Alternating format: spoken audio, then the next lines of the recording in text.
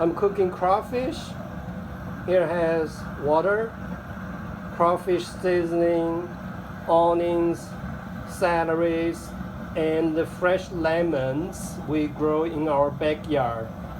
The seasoning I'm using is this kind of crawfish seasoning. If you put, let's say 12 pounds of crawfish, you use 1.2 pounds of this seasoning. Basically, it's 10-to-1 ratio. I just put in 12 pounds of crawfish, and I will let the water boil for 5 minutes.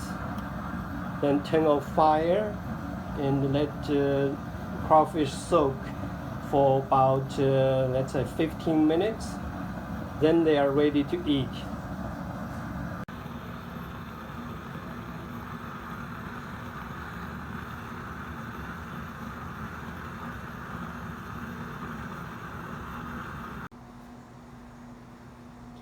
Crawfish is ready to eat. It's really good to go with beer. Have a wonderful day.